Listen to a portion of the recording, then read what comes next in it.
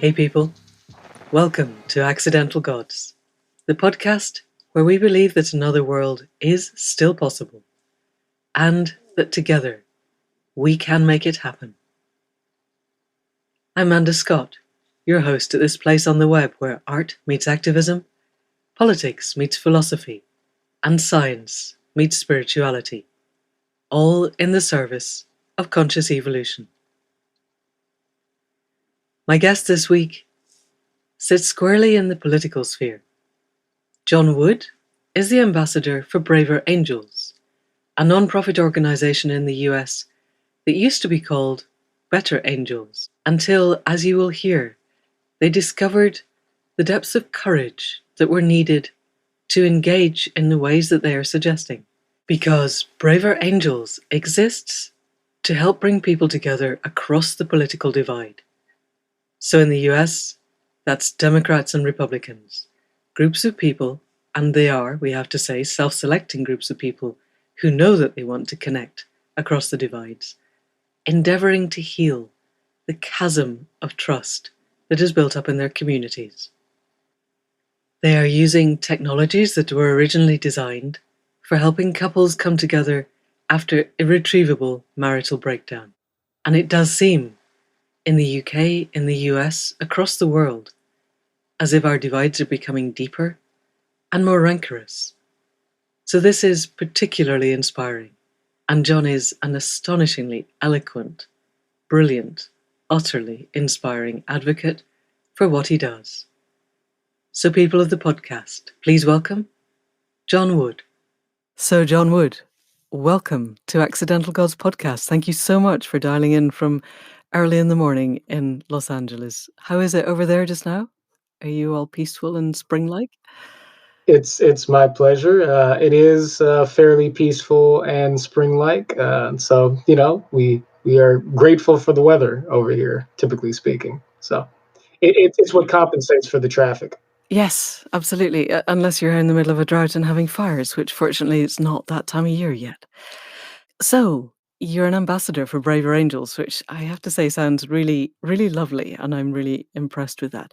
Can you tell us a little bit about what Braver Angels is and how it arose, and then particularly how you became an ambassador for it? What led you here? What motivated you, and what was the logistics of getting there? Sure. So Braver Angels is the largest grassroots bipartisan organization in the United States dedicated to the work of political depolarization. And by that, what I really mean is we are dedicated to the work of reforging the bonds of civic trust between the American people as a means of stabilizing our democracy and restoring the integrity of our democratic and institutional society. You can say that Braver Angels began in the immediate aftermath of the 2016 election. The original co-founders of the organization, David Blankenhorn, Bill Doherty, and David Lapp, brought together about a dozen or so individuals who had recently voted for Donald Trump and who had recently voted for Hillary Clinton, quite literally in a barn in South Lebanon, Ohio, which is a town that had voted just about 50-50 Trump and Clinton and was very polarized, very divided, and so mirrored the country, really. And using methods that had been innovated by Professor Doherty, and Bill Doherty, my colleague, is one of America's foremost family therapists, but also somebody who has a history in democratic engagement. They put together a weekend-long workshop just to see if it was still possible for these folks to discover trust and common ground, even though they're coming from a place of deep-seated distrust. And the workshop wound up being so successful that the people who participated in it wanted to see this continue. They wanted to recommend it to people that they knew. And so what wound up happening was that the original Better Angels team wound up getting on a bus and going up and down the East Coast and into some southern states, I believe, basically holding workshops from town to town. NPR had gotten a hold of the story and did a special that wound up helping to spread the word fairly quickly in that early stage. And with a very sort of small crew, the original team wound up sort of seeding workshops that themselves became the starting point for local Better Angels communities. We were called Better Angels at the time. And I got involved in the work as a volunteer in the I think late summer, early fall of 2017. So this was after the bus tour, and I was hired as a member of staff in spring of 2018. In my story, how I got to be involved, it has some twists and turns. So in 2014, I was a nominee for Congress. I was one of the youngest nominees in the state of California at that time. I was a Republican nominee for Congress, running in South Central Los Angeles. I just so happened to have run against Congresswoman Maxine Waters in that election cycle. Subsequently, I was elected vice chairman of the Republican Party in LA County.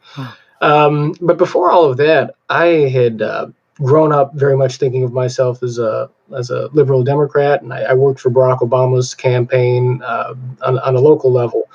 In 2008, I had my own sort of story of political conversion and so forth, and the bullet points of that are that I grew up very much thinking of myself as a liberal-leaning Democrat who was very much jaded by the George W. Bush years. At the age of 17, just a few days short of being old enough to vote, I found myself washing my hands of politics after George W. Bush was reelected because I thought all of my activism didn't work, and my going to rallies and speaking out against the Iraq War and so on and so forth didn't change the course of things. And so I had become cynical at a very early age. But then when Barack Obama showed up on the scene, I was deeply inspired. One, because just on a biographical level, I related to then Senator Obama quite a bit. I too am a person from a biracial household and a multicultural family. I grew up in a family that was half white, half black, half upper class, half sort of middle to lower class, half rural, half urban. My father is a baby boomer. My mother was born closer to the mid 60s, and I grew up in a number of cultural intersections and sort of found myself always translating and interpreting between different cultural and philosophical camps to one degree or another. And I recognized those elements in Senator Obama's story.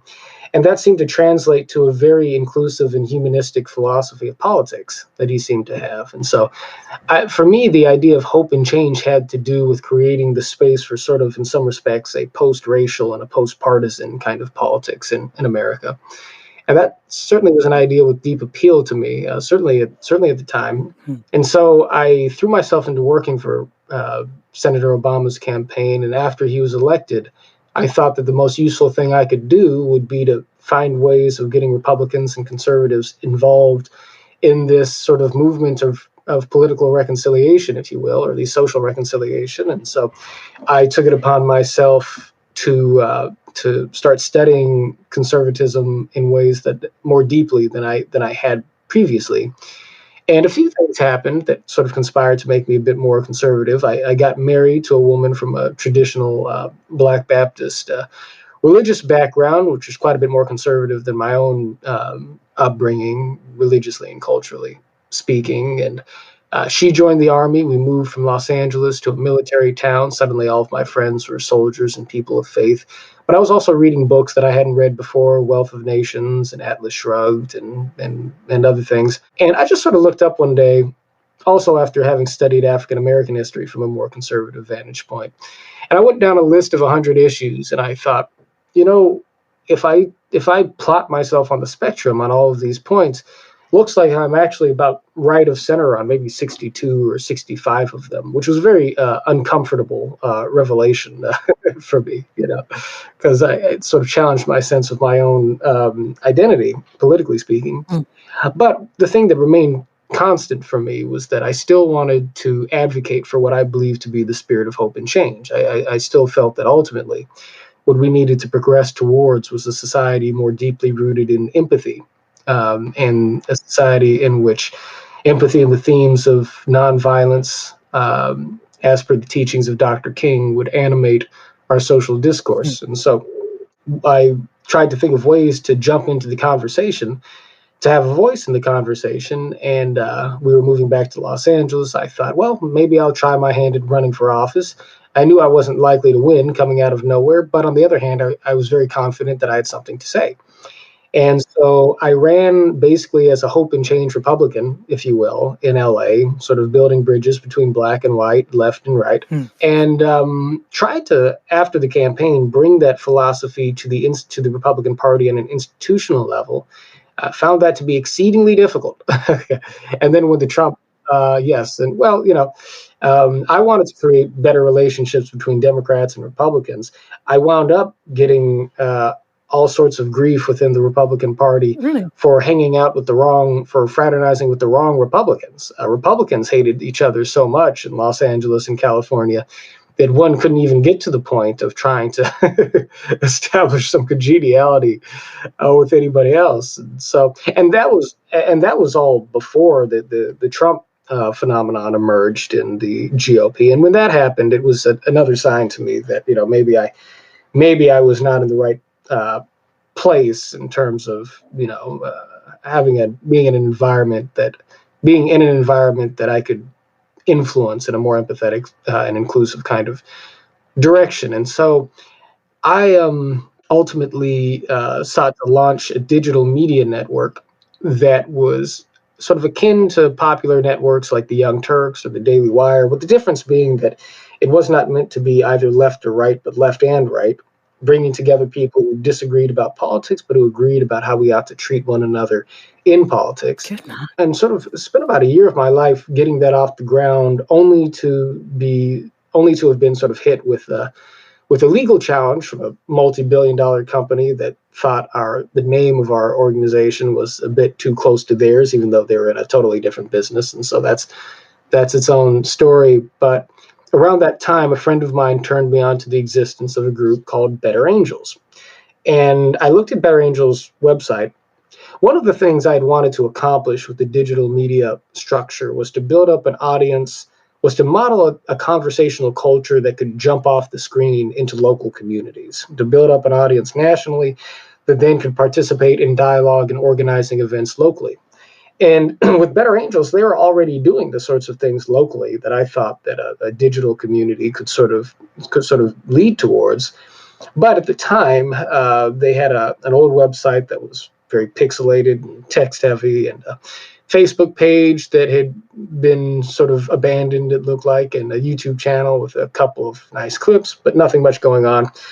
And so I thought, well, I've been working on a digital strategy that conforms to this same sort of culture and philosophy for a year now. Maybe they would be interested in the sort of media network idea I have as a complement to their on the ground work. And it wound up actually being the case.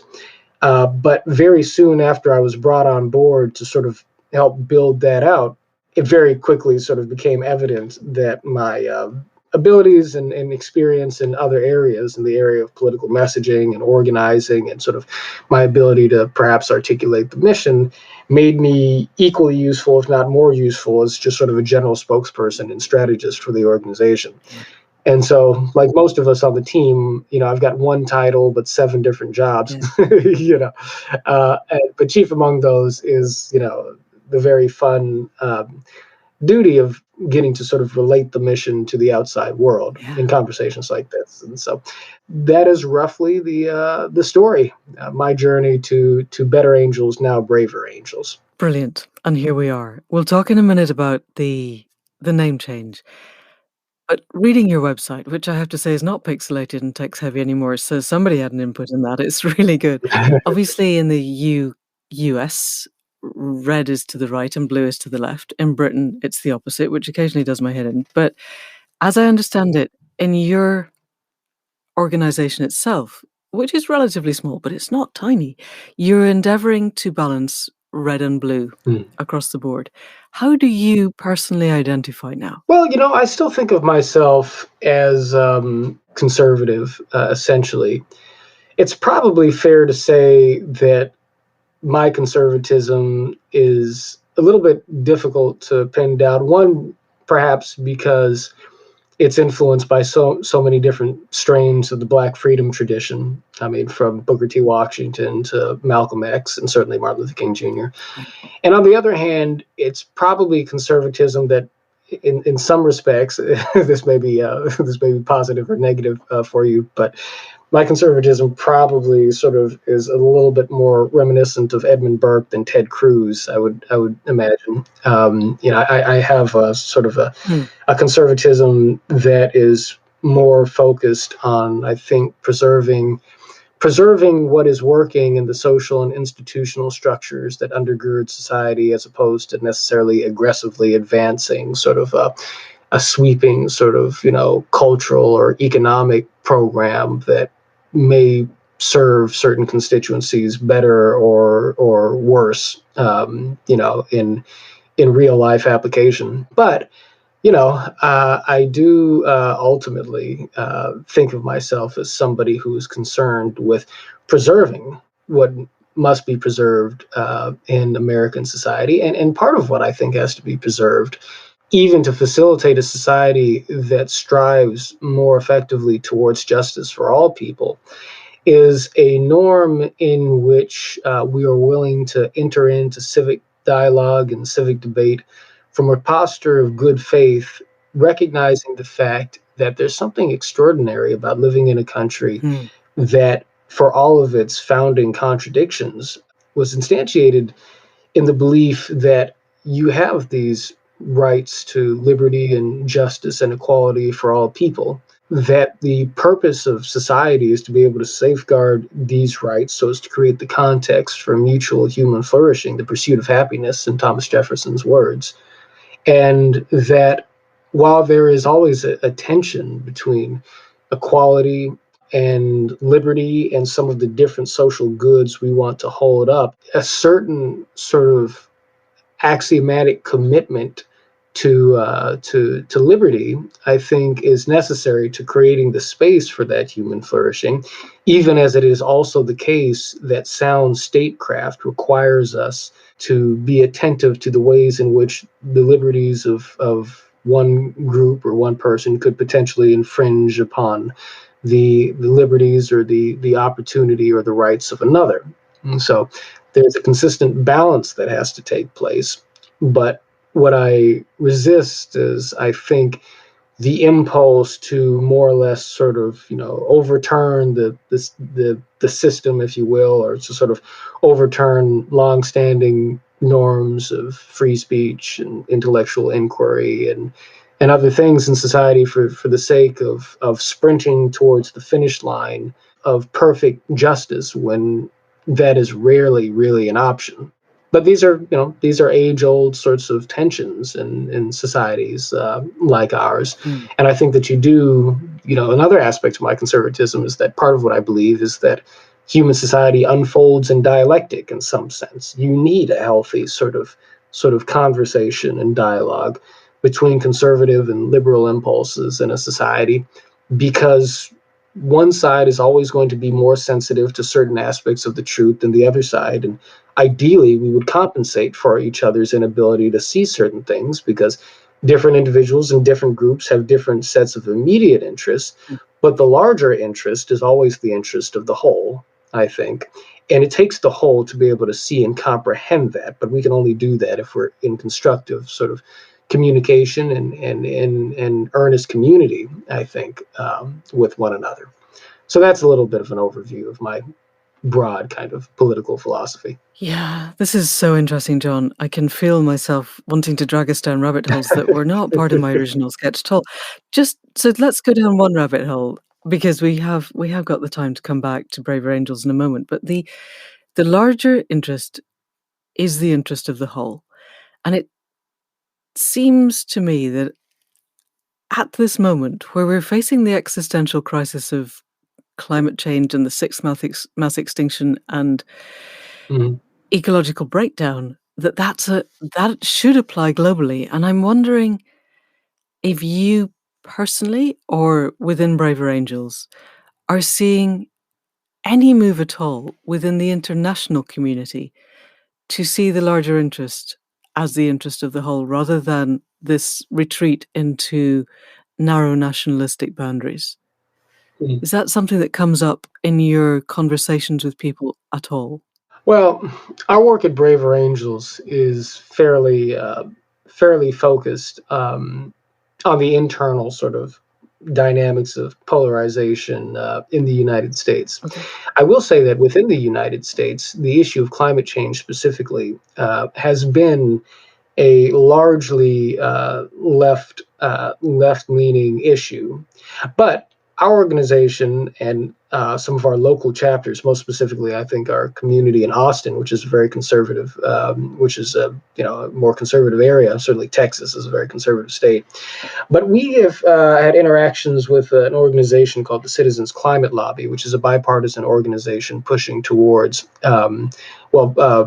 pushing towards more market-oriented but still consensus-built based solutions to climate change. And in that context, we have, and we would do this for other advocacy organizations to be certain, and are going to, but we've provided workshop models to sort of show how it is that folks who are interested in more broadly communicating the need to engage climate change can do so in a way that is empathetic, that brings in the lived experiences of folks who have skepticism about that issue, and that is aimed towards building an environment of genuine listening from which genuine consensus and collaboration can emerge. And so, within the United States, I think you can look in different places, and in Braver Angels, organizational experience, we can testify to the fact that on this particular issue, there does seem to be a perhaps a slow but a real diversification of interest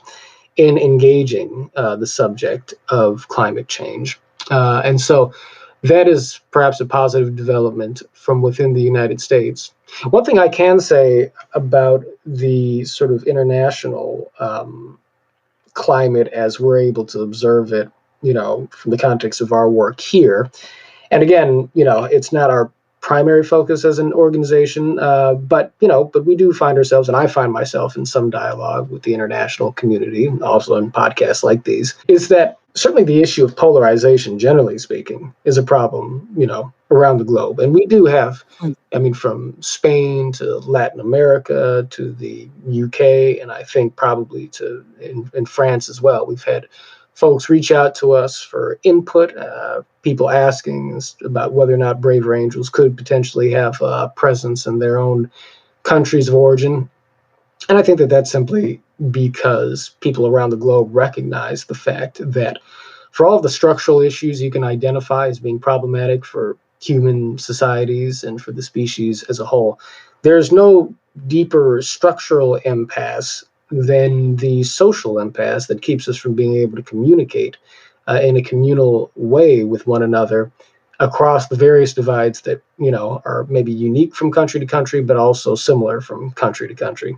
Hmm. So I do think that there's a little bit of an international kind of awakening that you can see sprouting in the direction of realizing that there's something deeply broken about our sort of factional impulse in democratic societies, such that we need to sort of dig a level deeper to be able to restore our ability to connect in a humanistic sort of frame, something that transcends the partisanship and the tribalism. And without that, it's hard to imagine how we can effectively confront an issue like climate change, which would seem to require sort of the mass of humanity to be invested in collaborating together in order to confront. So, yeah, these issues are certainly related on that level, and without that kind of a strategy for establishing that kind of unity, it's hard to see how we make sufficient progress.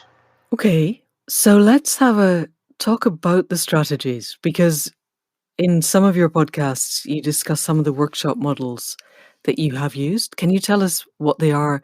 And particularly if you have any examples of how they have managed to bring people together, specific if you're allowed to share examples of people who started out polarized and have managed to begin to see each other's perspectives differently. Sure. Well, in that very first workshop I mentioned, and I'll tell you the basic structure of that. So we have a workshop that it's not typically a weekend long affair, but it sort of descends from that original weekend workshop that kind of began our efforts. It's called a red-blue workshop. And yes, for your listeners in the UK, red The other way around. indicates conservative in the United States, and blue indicates, liberal leaning. Although it wasn't always that way. As a matter of fact, that's really only a phenomenon of the last 20 years. The media networks switched the colors, in the 2000 election, if I'm not mistaken, and those designations just reversed from that time on. There are many Republicans and conservatives who very much resent that, actually, in America, because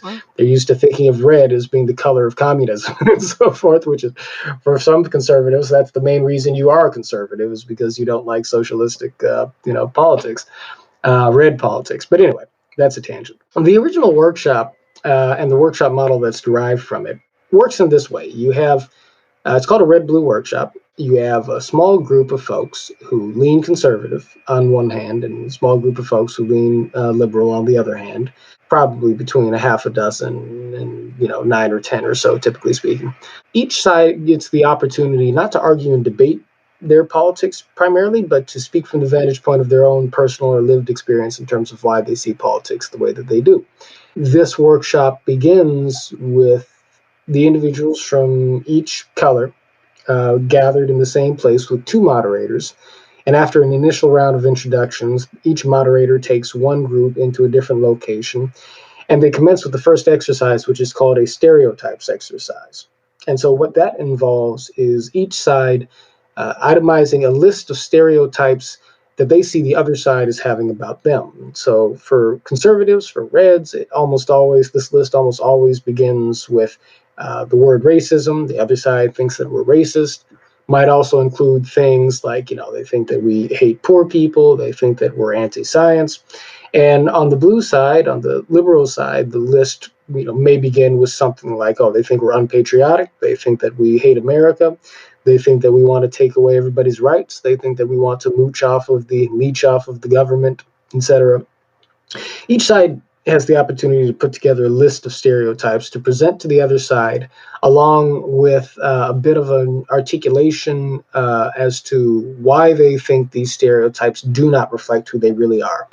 Each side is also given the opportunity to comment on the kernel of truth, however, that they may see as present in the different stereotypes. And so with conservatives, you'll very oftentimes hear a presentation that says, we are not racist. Conservatism is about believing that everybody is born with equal intrinsic value and that everybody has a right to liberty.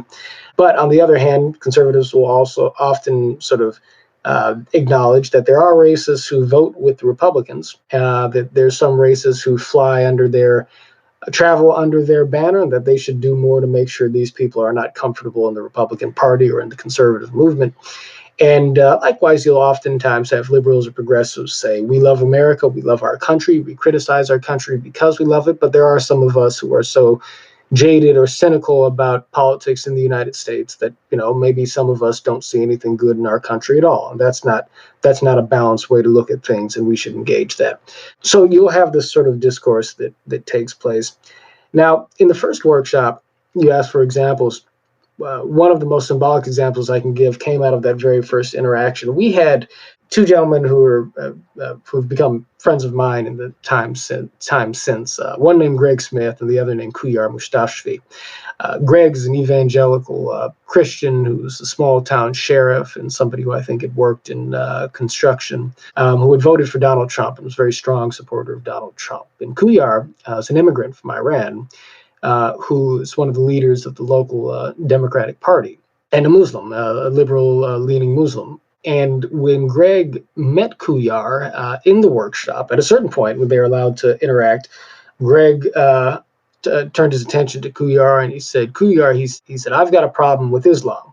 He said, and I can explain it to you in 4 letters, I, and before he finished spelling out the word ISIS, Kuyar interrupted him and he said, stop. He said, I know what you're going to say. He said, but let me tell you something. He said, my religion has been hijacked. And he may have asked Greg if Greg could relate to the idea of his religion being hijacked by people who don't represent his values. And Greg, according to Greg, he heard Kuyar say that, and he thought to himself, well, god dang, my religion has been hijacked too. And he thought about people who wore the garb of Christianity, but who represented hatred and intolerance and values that he did not hold. And so that became the starting point for a friendship between Greg and Kuyar, which actually wound up garnering a fair amount of attention and across the country, particularly in the early period of then Better Angels.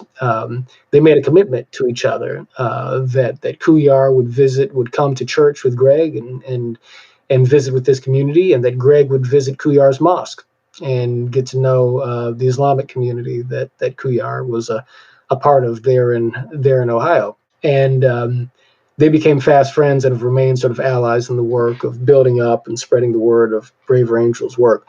But there are many such examples. I can think of another couple of folks who, from Graceland College in Iowa, who wound up becoming college roommates and working together with Braver Angels. One was the head of the college Republicans group on campus. The other was a gay man, is a gay man, and the head of the college Democrats, or was the head of the college Democrats on Graceland campus.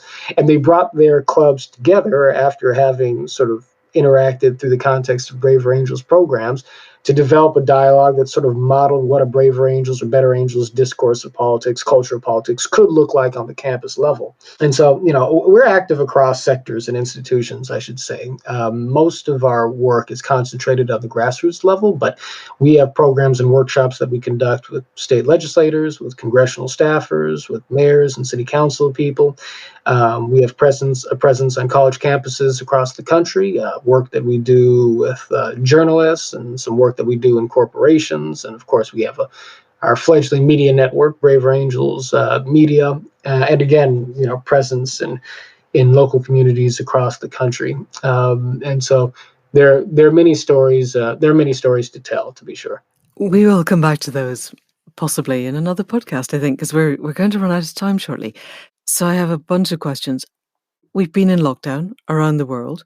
Has the format changed significantly once you must have moved from in-person connections to Zoom connections? How has that shifted things, or has it at all? Well, it was a significant turning point in our organizational history, and something that initially brought with it a great deal of concern, because before the lockdown, we had begun to sort of tinker a little bit with web-based workshops, but we really hadn't made too much progress in that direction. And then when the lockdown took place, suddenly it became a necessity, just to be able for our work to survive. And, that was a bit of an open question, because part of what we wondered is, do the experiences that we cultivate at that point, we were Braver Angels, do they translate online sufficiently to be able to make our work viable? Because we had almost exclusively been doing things, face to face, in person. And indeed, there are plenty of ways in which it can be easier to create a deeply felt connection in person. But it ultimately wound up being the case that the transition to web-based interactions was a boon to our efforts and not a drag on them. One thing I should mention is that Braver Angels has a debates program, and debate is actually a part of what we do. Our debate program is designed by my brilliant colleague, April Lawson, who you may be familiar with, the director of debates and public discourse at Braver Angels. It's a parliamentary debate model, so you'll be well familiar with it in the UK. She adapted. April had experience at the Yale Student Union and that sort of model. And of course, that derives from the British parliamentary model itself. And our debate model is about bringing people together from every rung of society to debate important issues, but to do so in a spirit of intellectual humility. And so you have a chairperson in the middle of the floor, or in the middle of the Zoom room. In this case, you have a resolution that people will debate on either side of. Resolved, we should defund the police, or something like that. People are encouraged to marshal facts and reason, of course, in their arguments, but they're also encouraged to share personal stories and to admit their doubts, those things that they themselves may not be sure they are 100% correct about, even if they think or feel them on a given issue. And people even have the opportunity and the option of switching sides in the middle of a debate if they feel their minds change. And that is something that is actually encouraged in our context. So we look at it less as a win-lose zero-sum competition and more as a communal pursuit of truth. That is the sort of spirit that guides Braver Angels debates. And that program in particular wound up becoming wildly popular and very effective once we worked out a few kinks over Zoom. And with the breakout room function, we were able to bring together up to 800 or so people in a given night to participate in these sorts of events, which is really remarkable. Yeah. And not only were we able to bring together more people, but we were able to do so from across greater geographical distances. And so on all those levels, the lockdown actually sort of expanded the reach of our programming and made it easier for us to bring new people into the community. And so, it certainly was difficult to affect some of our programs to make that transition workable in certain cases. But the debate program sped off very quickly. And at this point, I think all of our workshops have been replicated online in a way that would make anybody listening to this podcast potentially available for a digital version of the experience. So Brilliant. on the whole, it was beneficial. And other than shifting formats and shifting on to online, have you significantly changed the nature of the social technologies that you use? Because as I understand it, Bill Doherty began this because he has experience in marriage counseling, and he brought the technologies, the kind of humane technologies that we use for bringing very disrupted couples back into the room together, and began to use that in the same kind of disrupted political sense. Mm-hmm. Have you stuck with pretty much the same format, or has that evolved into something as we've moved on to Zoom as well? Well, I think that our conceptual origins remain sort of the foundation of our approach, but we've developed more workshops and we've added tools to the kit, certainly as we've gone along. So in addition to the Red Blue workshop, which is Bill Doherty's design, and now in addition to the Braver Angels debate format, which is April Lawson's design, we have something called a Depolarizing Within workshop. And that workshop is aimed at uncovering really your own sort of inner polarizer, if you will. It's a workshop that gives us the opportunity to reflect on the attitudes that we hold about the other side, to examine them and see just how much they may be representative of a caricature of the other side, as opposed to a real sort of nuanced and humane understanding of the lived experiences of people on the other side and the broader contours of their beliefs.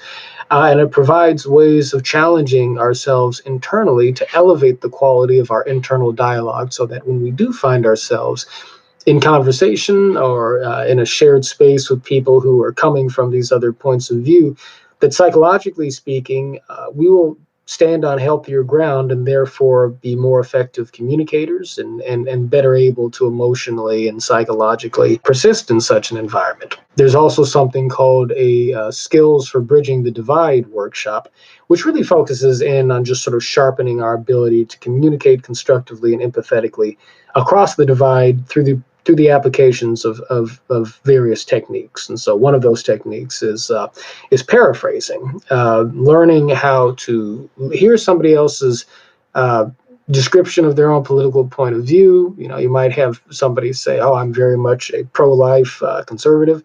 And if you're a pro-choice individual, if you're on the other side of that question, you might have had the sort of instinct previously to say, okay, so that means you don't want women to have the right to choose what they do with their bodies. But even if that's how you consider that opinion, that's not likely to be the way in which a conservative, socially conservative individual is thinking about that position in their own mind. They're going to have very different language and a very different emotional and moral rationale for their perspective. And so, if you can if you can communicate their perspective back to them in terms that say, okay, you are pro-life because you believe that unborn life is sacred and needs to be protected, and this is where you're coming from and your point of view, that can show that other individual that you are listening to them and that you hear the authenticity of their point of view.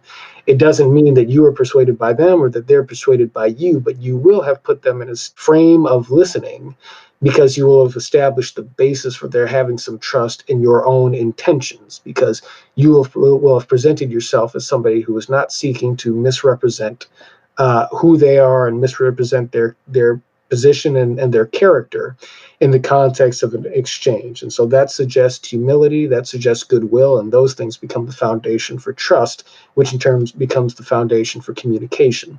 And so we dive into those sorts of techniques specifically in our Skills for Bridging the Divide workshop. We have workshops specifically tailored for families that are engaged in perhaps suffering through divisive political conversations. We have workshops designed specifically for reds in a blue environment, or blues in a red environment. We even have a one-to-one conversational model that is focused on facilitating conversations across the racial divide between white and black Americans, and one-to-one conversational models, or one-to-one conversational model meant to facilitate race-oriented conversations between white people who may fall on different ends of the political spectrum in the country. And so, yes, our toolkit has expanded fairly dramatically since the earliest days, and it's because we're doing our best to be responsive to the various different sorts of circumstantial and fault lines, and sort of the nuanced kind of fault lines that present themselves on some of the different issues of let's say, race, for instance, that require sort of specific attention in the context of design as we think about how to facilitate conversations across some of these divides. And so I think that we will likely continue to expand our repertoire, if you will, because the divides that we face have some general features to them that they share in common, but there's a great deal of complexity, and it's important for us to be able to address that. Yeah, and I would really be interested in coming back to discuss some of those one-to-one technologies and how you use them. But in the time we have left, Mhm. I'm really interested in where you see this going. Suppose Braver Angels were to achieve its grandest, biggest dream. How would America look at the next election? Mm. Indeed. Well, I think that with everything that I just described to you that we are doing, we are on top of that simultaneously seeking to tell a story to the American people. And this is a great deal of what I focus on in my own work and in the media as a messenger for the organization.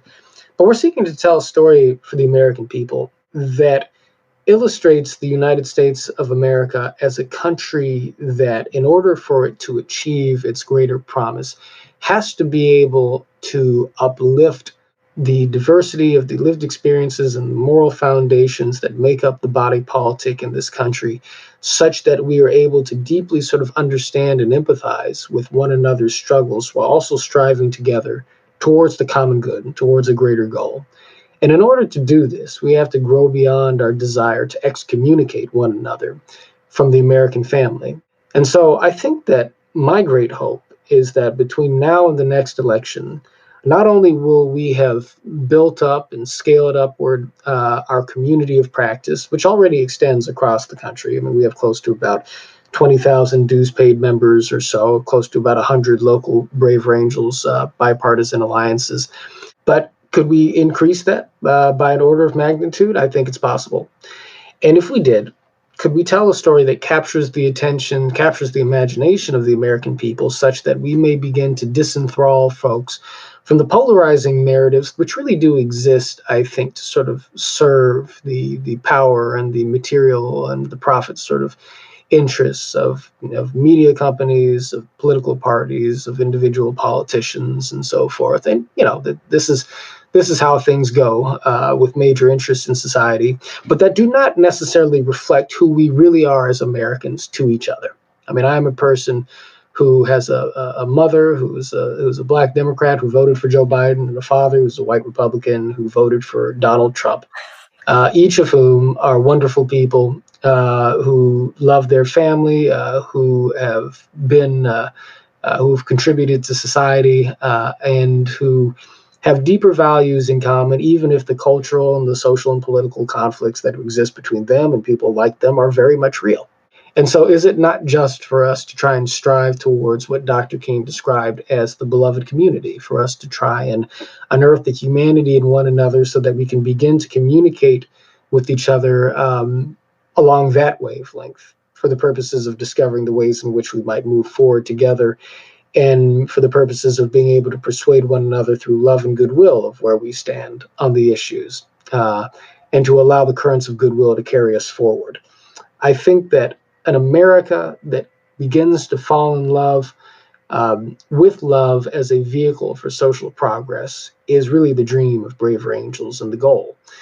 And it is to that end that we apply ourselves. That is so lovely. I am tempted to end there, but I would one final question, because I'm trying to imagine this happening, and I'm wondering, given the realities of the world, given that at the moment social media is acting as a disinformation machine and the attention economy is what it is, can you imagine Braver Angels' greater community, not necessarily you yourselves, but people who are, let's say, alumni of your training, setting up a party Mhm. that is different, that offers a different fare than the constant division of the tribalism of the opposing parties just now?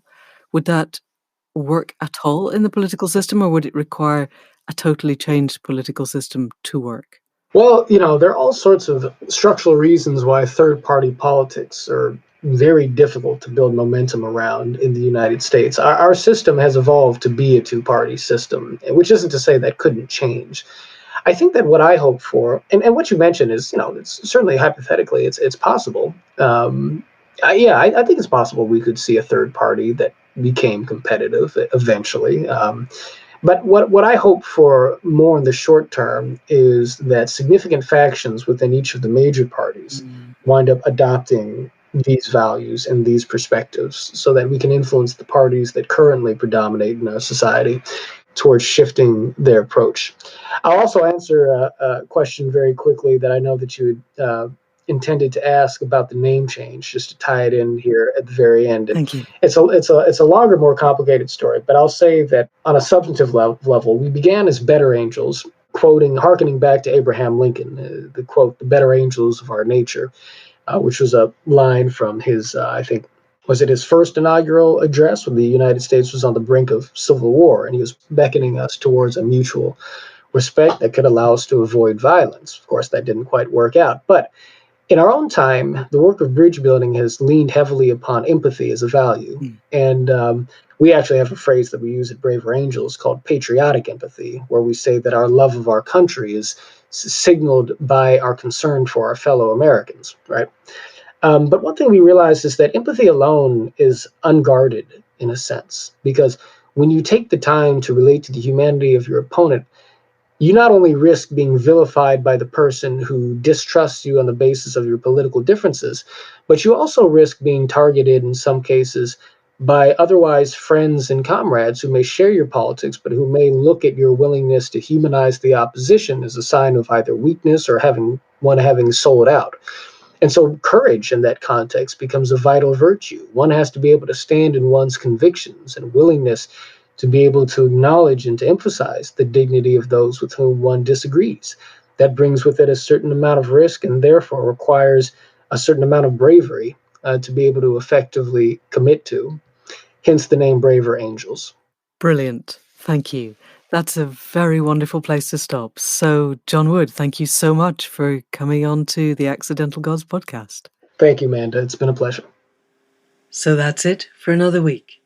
Huge thanks to John for his capacity to take complex, deep, detailed ideas and render them so obvious that I can't think why we haven't been doing this all along. If he succeeds, if he is able to get 200,000 people who have really engaged with the other side, and then go back to their tribes and begin to express that capacity for creating a politics based on empathy and compassion and trust, then the world will definitely be different. And we can do that wherever we are in the world. We can do it in the UK. You can do it in your country, wherever that is. All we need is to find people who want to engage. And Braver Angels has the social technologies. They are working out how to do this. In any country, in any language, this can be done. So if this makes your heart sing, then get in touch with the Braver Angels and ask what you can do in your communities. Ask not what your world can do for you. Ask what you can do for your world. And on that cliche, we will leave it for this week. We will be back next week with another conversation. In the meantime, huge thanks to Caro for her astounding work on the sound engineering. Thanks to Faith for the tech and keeping things going behind the scenes. And thanks to you for listening. If you want to find the show notes, if you want to join the membership program, if you want to subscribe on Patreon, everything is on accidentalgods.life. And if you know of anybody else who would like to be part of the greater generative, empathic dance of the world, then please do send them this link. And that's it for now. See you next week. Thank you, and goodbye.